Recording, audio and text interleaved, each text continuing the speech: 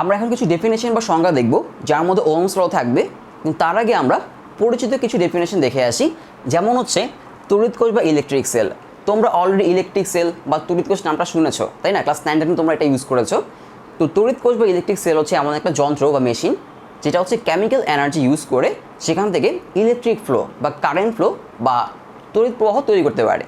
ওকে, এরপর আসি হচ্ছে তড়িৎচালক শক্তি বা ইলেকট্রোমোটিভ ফোর্স। আমরা কিন্তু অলরেডি জানি, যদি আমরা একটা পয়েন্ট থেকে সাপোজ এ পয়েন্ট থেকে বি পয়েন্টে আমি কিউ পরিমাণ চার্জ স্থানান্তর করতে চাই, মানে আমি কিউ পরিমাণ চার্জকে এ পয়েন্ট থেকে বি পয়েন্টে কী করতে চাই, আনতে চাই, এবং আমার এ পয়েন্টের ভোল্টেজ হচ্ছে আমার VA আর বি পয়েন্টের ভোল্টেজ VB।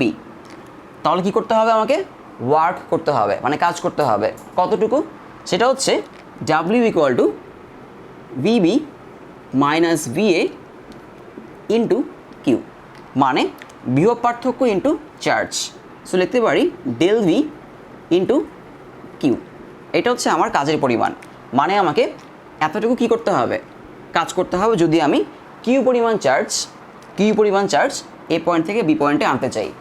বিভব পার্থক্য মানে voltage difference into q. Clear? এটা আমরা জানি। আমরা যদি আগের চ্যাপ্টারটা পড়ে থাকি, মানে স্থির তড়িৎ বা স্ট্যাটিক্যাল ইলেকট্রিসিটি, সেখানে আমরা এটা খুব ভালো মতো আলোচনা করেছিলাম।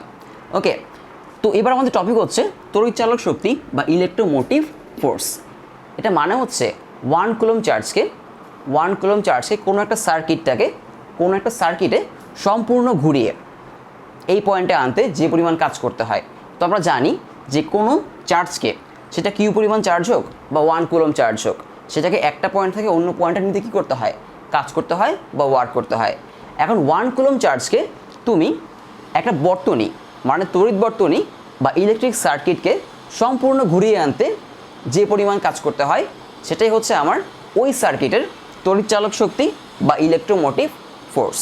ওকে, এখন আমি যদি বলি যে কিউ পরিমাণ চার্জকে সম্পূর্ণ ঘুরিয়ে আনতে এই সার্কিটে কাজ করতে হয় হচ্ছে W। সো 1 কুলম্ব চার্জকে সম্পূর্ণ ঘুরিয়ে আনতে কাজ করতে হয় কত, W/Q। সো এটাই হচ্ছে আমার ইলেকট্রোমোটিভ ফোর্স বা তড়িৎচালক শক্তি। ক্লিয়ার? এটাই হচ্ছে আমার ইলেকট্রোমোটিভ ফোর্স বা তড়িৎচালক শক্তি, যে 1 কুলম্ব চার্জকে এই সার্কিটটা সম্পূর্ণ ঘুরিয়ে আনতে যে পরিমাণ আমার কাজ করতে হয়, সেটাই ওই সার্কিটের তড়িৎচালক শক্তি বা ইলেকট্রোমোটিভ ফোর্স। ক্লিয়ার? আচ্ছা, এবার যা বলছে আরেকটা টপিক যেটা তোমাদের একটু কম পরিচিত আর কি, বা তোমরা আগে পড়ো নাই, সেটা হচ্ছে তারণ বেগ বা হচ্ছে ড্রিফট ভেলোসিটি। এই যে তারণ বেগ বা ড্রিফট ভেলোসিটি, এটা আসলে ইলেকট্রনের ভেলোসিটি। ওকে, তো আমরা দেখি এই ফর্মুলাটা কী আসে।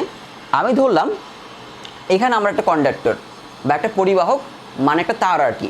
ওকে, যার লেন্থ হচ্ছে L পরিমাণ, আর ক্ষেত্রফল মানে প্রস্থচ্ছেদের ক্ষেত্রফল মানে ক্রস সেকশনাল এরিয়া হচ্ছে আমার A। তাহলে তার ভলিউম হবে কি, মানে আয়তন হবে কি, আয়তন হবে V = AL, তাই না? এটা হবে তার আয়তন। এখন আমি আরও কিছু জিনিস ধরে নিব, যেমন হচ্ছে আমি ধরবো স্মল n হচ্ছে একক আয়তনে ইলেকট্রন সংখ্যা। একক আয়তনে ইলেকট্রনের সংখ্যা কত, স্মল n, মানে পার ইউনিট ভলিউমে ইলেকট্রনের নাম্বার হচ্ছে স্মল n। তাহলে এই যে কন্ডাক্টর, মানে যার লেন্থ হচ্ছে L, সেখানে কতগুলো ইলেকট্রন আছে, আমি যদি এই n এর সাথে তার ভলিউম মাল্টিপ্লাই করি, তাই না? কারণ একক আয়তনে ইলেকট্রন আছে হচ্ছে এতগুলা, মানে আমি লিখব 1 মিটার কিউবে ইলেকট্রন আছে কতগুলো, 1 মিটার কিউবে ইলেকট্রন হচ্ছে n, তাই না? মানে একক আয়তনে ইলেকট্রনের সংখ্যা হচ্ছে n। সো এই যে AL, যেটা কিনা তার ভলিউম বা আয়তন, তাহলে অতএব AL মিটার কিউবে ইলেকট্রন কতগুলো থাকবে, NaL, তাই না? সো এটা হচ্ছে তার টোটাল ইলেকট্রন সংখ্যা। কি এটা? টোটাল ইলেকট্রন সংখ্যা। ক্লিয়ার? একক আয়তনে ইলেকট্রন সংখ্যা হচ্ছে n। সো মোট আয়তন মানে হচ্ছে এইটা AL। সো AL মিটার কিউবে ইলেকট্রন সংখ্যা হচ্ছে কত আমার NaL। এখন একটা ইলেকট্রনের চার্জ কত? একটা ইলেকট্রনের চার্জ আমি ধরলাম হচ্ছে suppose one electron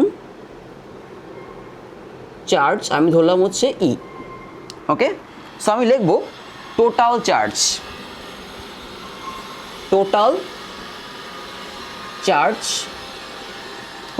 Q equal to NaLe। Okay, total charge আমার Q হচ্ছে NaLe, কারণ NaL হচ্ছে আমার কি, এই NaL হচ্ছে আমার টোটাল ইলেকট্রন নাম্বার। তার সাথে আমি যদি E মাল্টিপ্লাই করি, E আমার কি ছিল, E হচ্ছে একটা ইলেকট্রনের চার্জ, সো এটা হচ্ছে আমার কি টোটাল চার্জ। ওকে, মানে হচ্ছে Q total charge.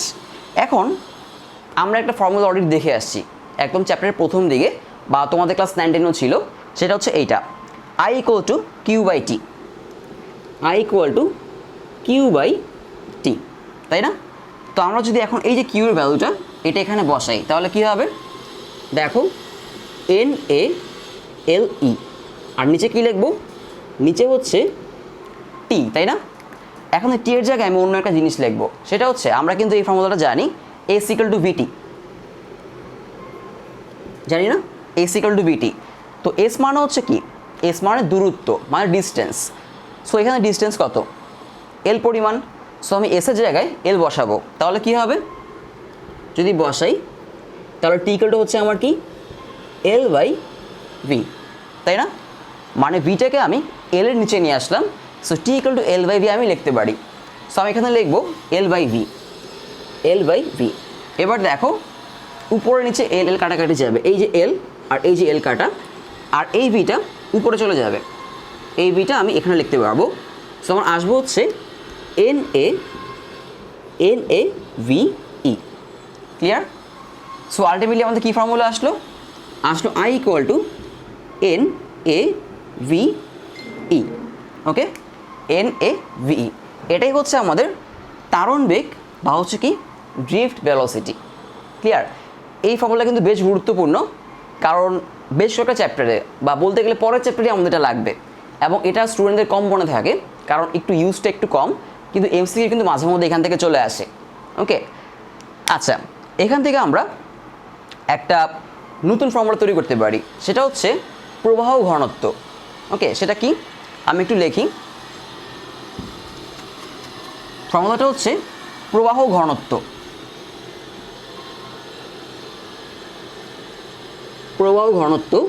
J equal to I/A। প্রবাহ ঘনত্ব J ইকুয়াল টু কি I/A, মানে আসলে কি প্রবাহ ঘনত্ব মানে হচ্ছে প্রতি একক ক্ষেত্রফলে, মানে পার ইউনিট এরিয়াতে যতটুকু কারেন্ট ফ্লো হয় সেটাকে আমরা বলছি প্রবাহ ঘনত্ব, মানে ফ্লো ডেন্সিটি।